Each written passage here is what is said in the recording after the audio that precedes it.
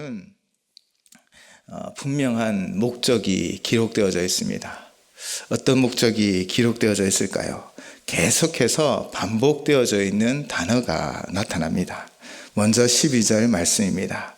그러므로 너희가 이것을 알고 이미 있는 진리에 서 있으나 내가 항상 너에게 생각나게 하려 하노라. 아멘. 베드로가 이 편지를 쓰는 이유는 바로 생각나게 하려는 것입니다. 그 생각나게 하려는 것이 무엇일까요? 먼저 베드로는 너희가 이것을 알고 이미 있는 진리에 서 있으나 라고 먼저 이야기합니다. 이것을 알고의 이것들이란 바로 앞달라, 베드로후서 1장 1절에서 11절까지의 말씀들을 말하고 있죠. 그 앞단락의 이야기가 무엇입니까? 신기한 능력으로 인도하여 주시고 부르신 하나님을 아는 것과 또 보배롭고 지극히 큰 약속을 받아 이 신성한 성품에 참여하여 믿음, 덕, 지식, 절제, 인내, 경건, 형제 우애, 그리고 사랑을 더하는 그 신실한 성품의 삶을 사는 것. 그리고 또한 주 예수 그리스도를 부지런히 하라. 열매 없는 자가 되지 않고 부르심과 택하심에 굳게 서서 실족하지 않고 주님 다시 오실 때에 영원한 나라에 들어갈 것이다 라고 말한 이 모든 것을 이미 그들이 알고 있다라는 것입니다. 이것이 바로 보배로운 믿음을 가지고 보배로운 약속을 받은 우리가 알아야 하는 것임을, 또한 미리 이 편지를 통하여 말한 것임을 전하고 있죠. 그리고 이 편지를 받는 자들은 진리에 서 있다라고 말하고 있습니다. 그 진리란 무엇입니까? 이 세상의 진리는 오직 하나입니다.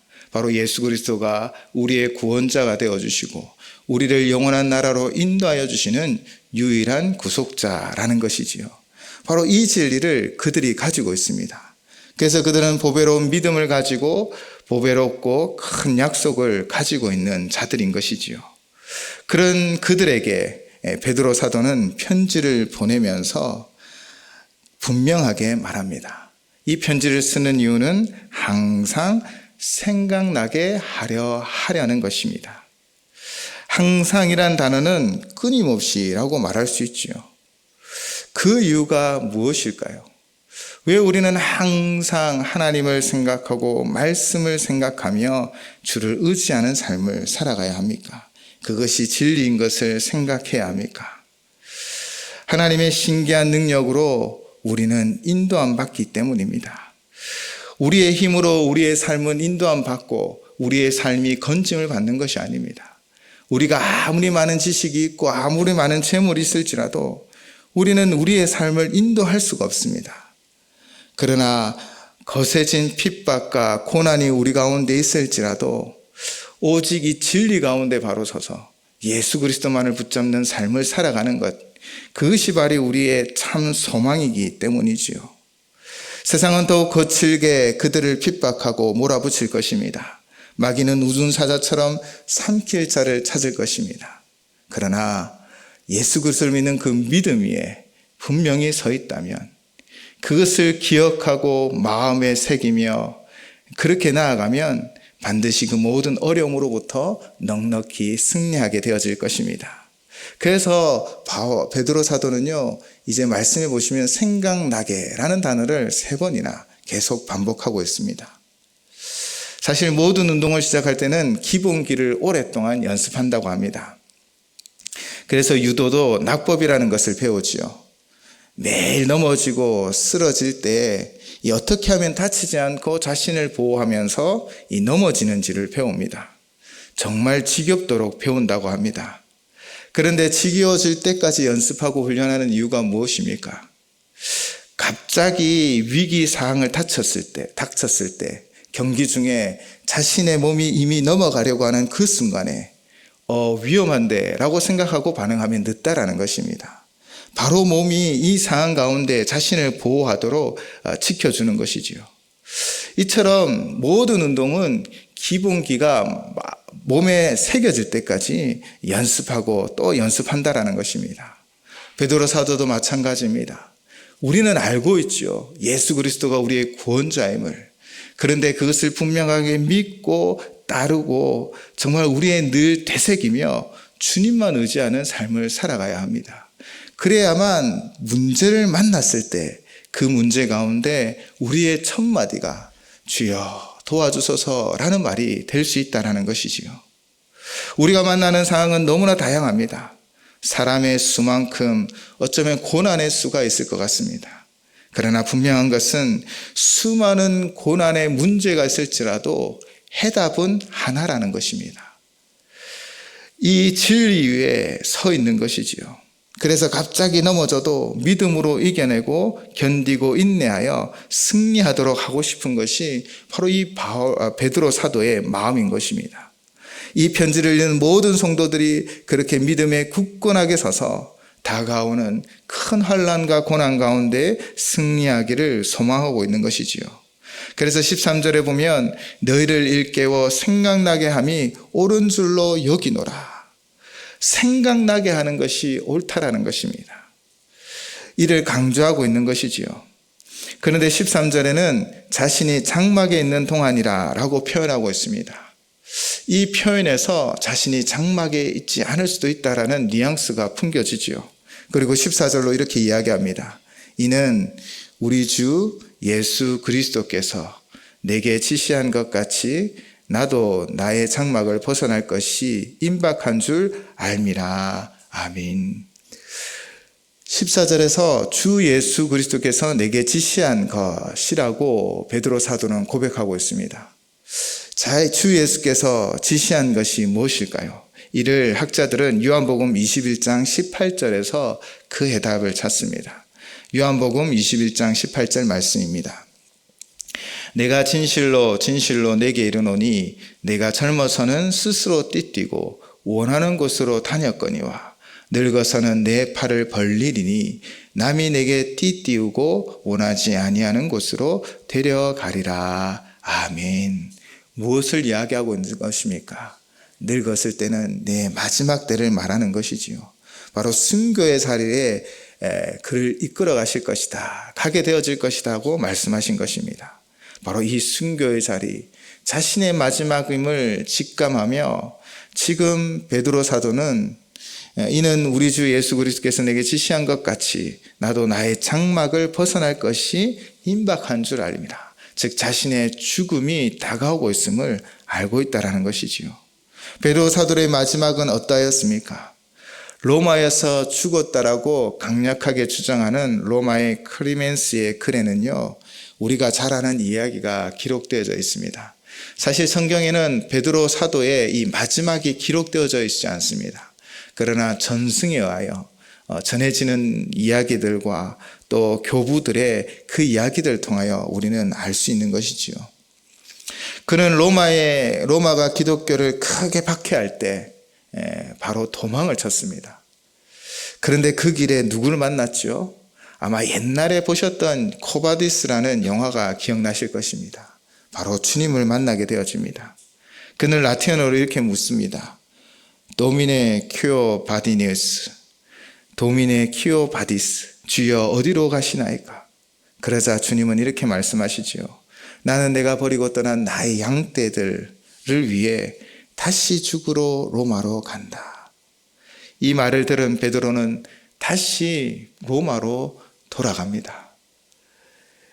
연약한 양떼들을 돌보고 복음을 끝까지 전하다가 지하 감옥에서 9개월에 갇힌 뒤에 십자가에 묶인 채 거꾸로 세워져서 주후 67년 로마에서 순교했다라고 전해지고 있는 것이지요. 바로 이런 상황을 사실은 이제 베드로는 어떻게 죽을 것인지는 알지 못했지만 주님이 나를 부르시는 그 순간이 다가오는 것이라는 것을 직감하며 지금 애끓는 마음으로 성도들에게 이 편지를 보내고 있는 것이지요. 그들이 만날 환난, 고난 가운데 끝까지 견디고 인내하고 승리하기 위해서는 생각해내야 한다는 것입니다. 말씀을 기억하고 하나님만을 의지하며 주 예수 그리스도를 붙잡고 나아가야 한다는 것입니다. 그래서 다시 베드로는 15절에서 반복하여 말하지요. 자신이 힘쓰는 것은 자신이 떠난 후에도 어느 때나 이런 것들을 생각나게 하려는 것이라 분명히 말하고 있습니다. 베드로는 분명히 말하고 있습니다. 자신은 사라져도 하나님의 말씀을 기억하고 하나님만을 붙잡고 나아가라 라고 권면하고 있는 것이지요. 이 편지를 쓰는 것도 자신이 위대한 사도이기 때문에 쓰는 것이 아닙니다. 자신의 행적을 기록하고 자신의 위대함을 기억해 달라라고 쓰고 있는 것이 아닙니다. 오직 하나님 말씀과 진리이신 예수 그리스도를 생각하라는 것입니다. 오직 거기에 답이 있다라는 것입니다. 그리고 거기에 길이 있기 때문입니다. 2024년을 살아가는 오늘을 살아가는 우리도 마찬가지입니다.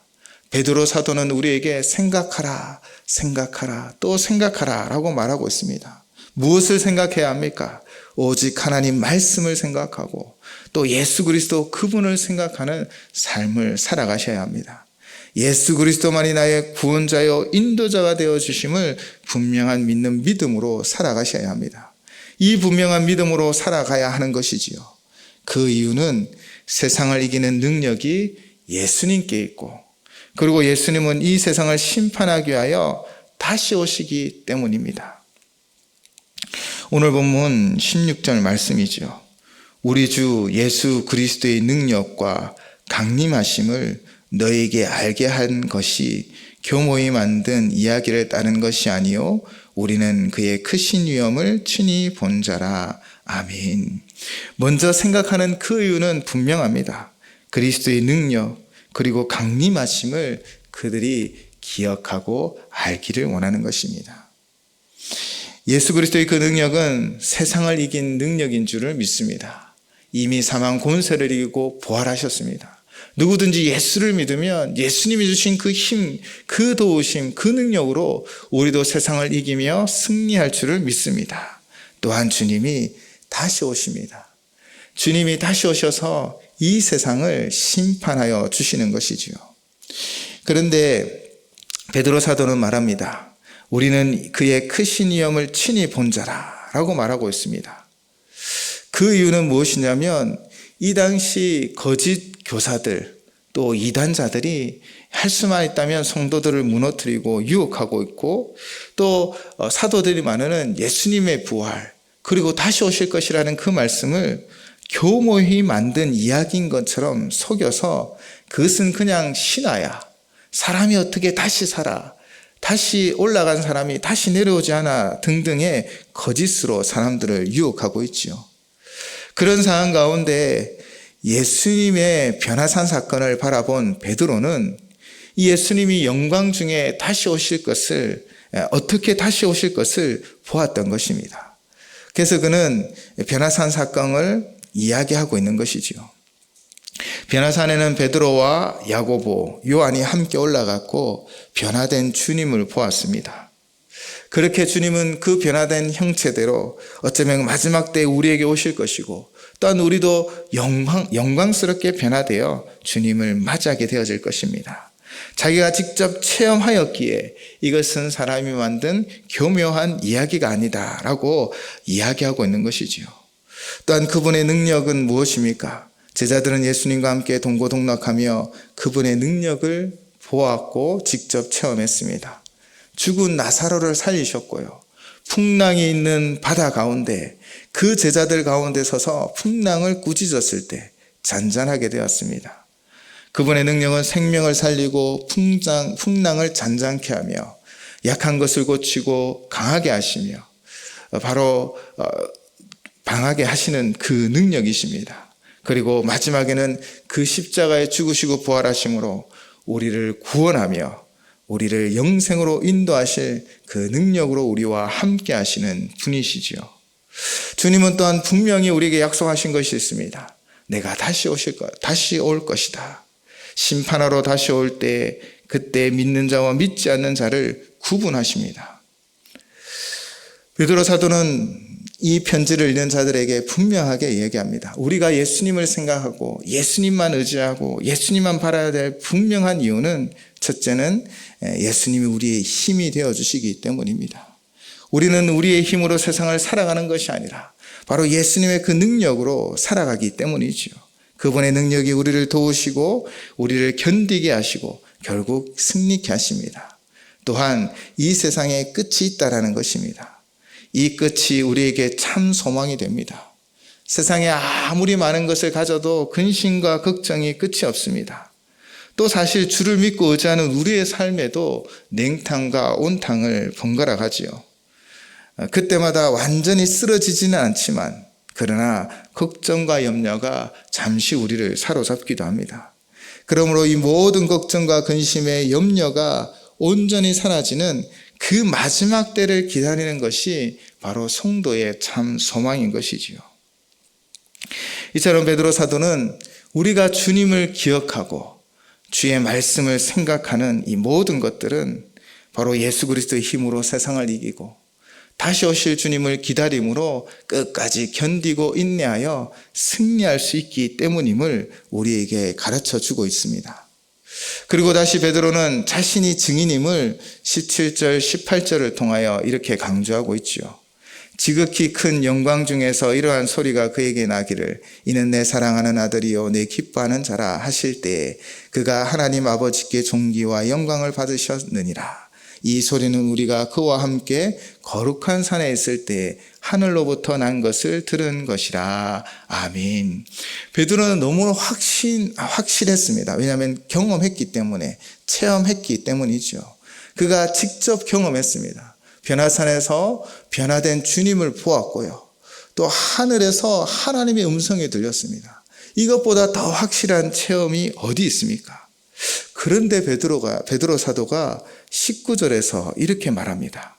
우리에게는 더 확실한 예언이 있다라고 말하고 있습니다. 아니, 자신이 경험한 그 신비로운 경험이 얼마나 큽니까?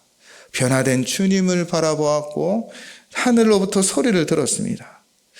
그 누구나 쉽게 경험할 수 없는 경험이고 기적의 현장이죠. 그런데 이것보다 더 큰 증거가 있다라는 것입니다. 우리도 생각해 보면 그렇습니다.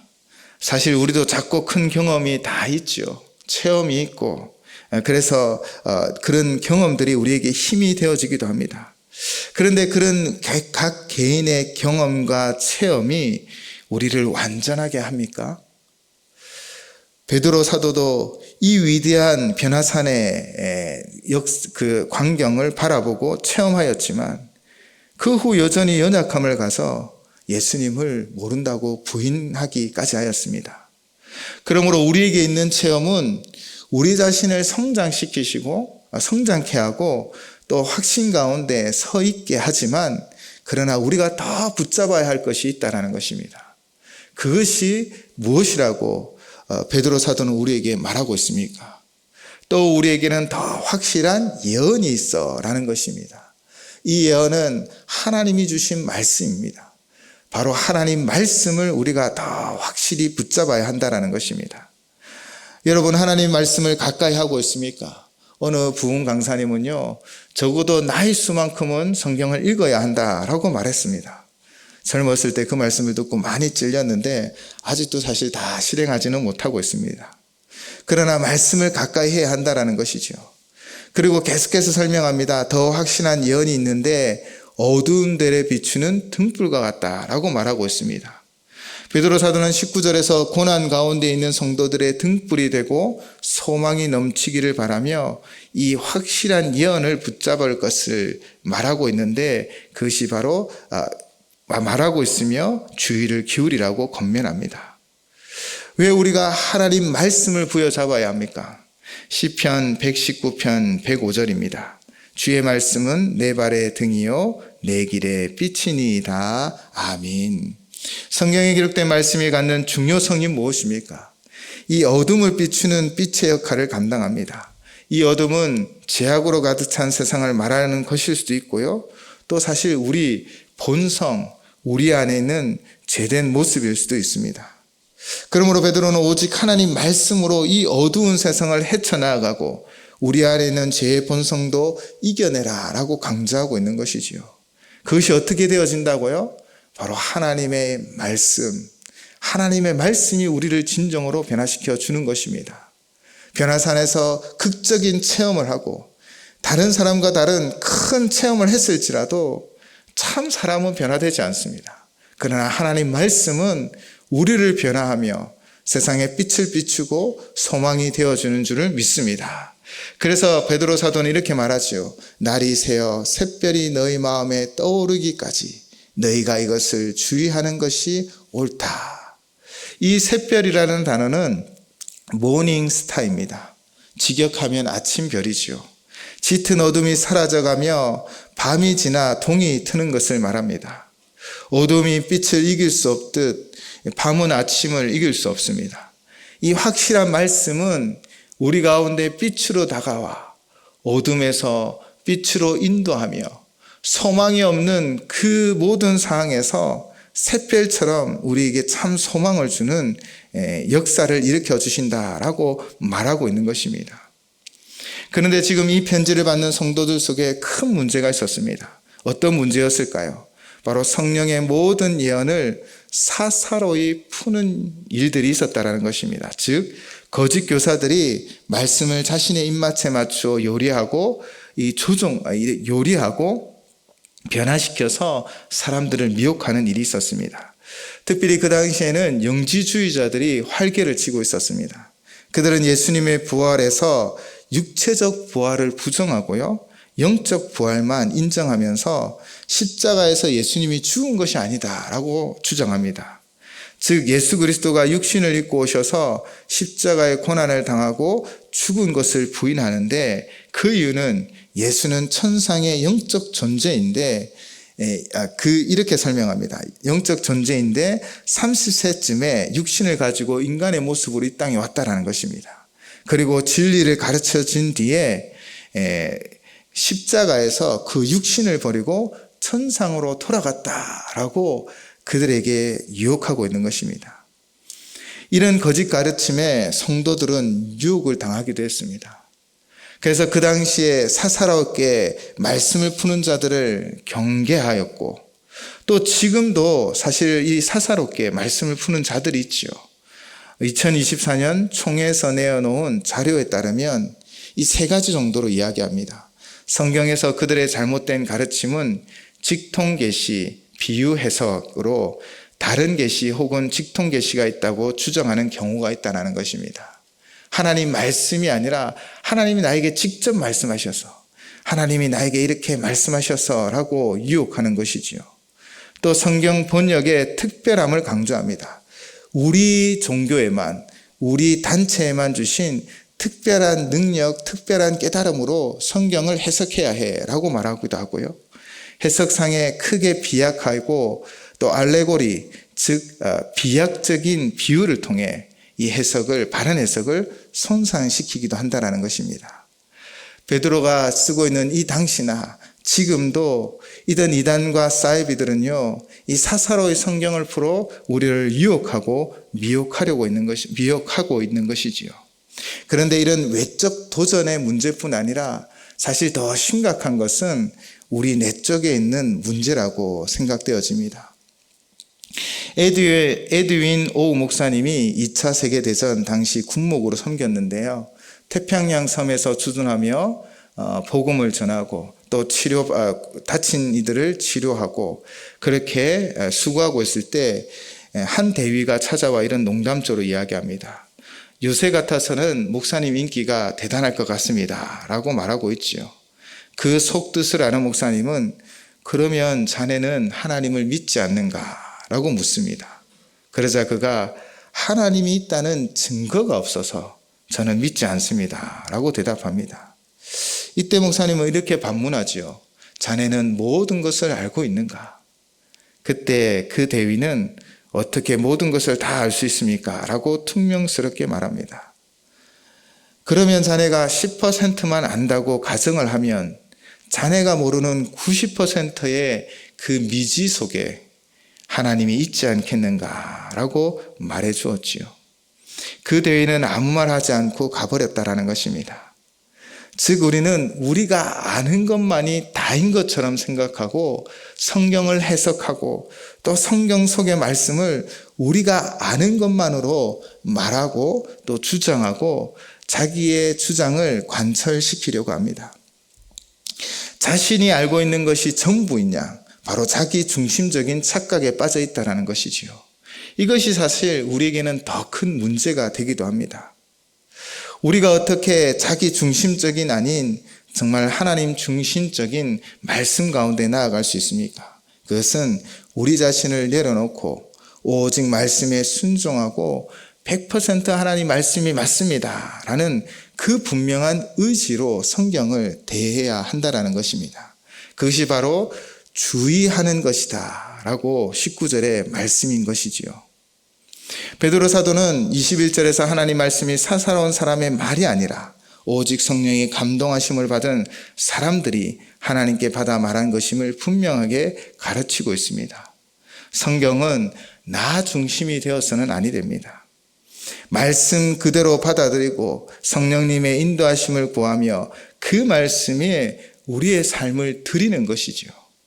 나 중심의 삶으로, 생각으로 말씀을 끌어당기는 것이 아니라 우리의 모든 것을 내려놓고 겸손히 그 말씀 앞으로 나아가 그 말씀의 인도함을 받는 것입니다. 특별히 이 일에 성령 하나님이 우리의 진정한 스승이 되어주셔서 말씀 속에 있는 보화를 발견하고 진리를 발견하게 하여 주실 줄을 믿습니다. 말씀이 확실한 말씀만이 우리를 온전히 인도하며 우리를 성장케 하고 우리를 영혼으로 인도해 주시는 것입니다. 베드로는 오늘 말씀을 통하여 우리에게 분명하게 말하고 있지요. 첫째는 생각나게 하려고 힘쓰고 있습니다. 우리가 하나님을 생각하고 오직 예수 그리스도만이 우리의 구원자임을 늘 고백하며 늘 붙잡고 살아가야 합니다. 비록 베드로 사도가 이 땅에 없어도, 자신이 없어도 성도가 하나님 말씀을 붙잡고 살아가기만 하면 능히 이 세상을 이기고 승리할 것을 말하고 있습니다. 그리고 때로는 체험이 큰 유익이 되겠지만 또 도움도 되겠지만 그러나 우리 개개인의 체험보다는 더 중요한 것이 바로 하나님 말씀임을 가르치고 있습니다. 말씀을 사사로이 나 중심적으로 푸는 것이 아니라 말씀에 순종하고 말씀에 따르기를 힘쓰며 성령님의 인도하심을 구할 때 하나님은 우리 가운데 이 말씀의 귀한 보화를 발견하게 하여 주실 줄을 믿습니다. 우리가 말씀을 믿고 의지하며 나아가면 그 말씀이 결국 우리를 견디고 인내하게 하여 승리케 하여 주실 줄을 믿습니다. 오늘도 하나님 말씀을 부여잡는 이 시간이 되고 또 내일도 하나님 말씀과 동행하는 하루가 되시기를 바랍니다.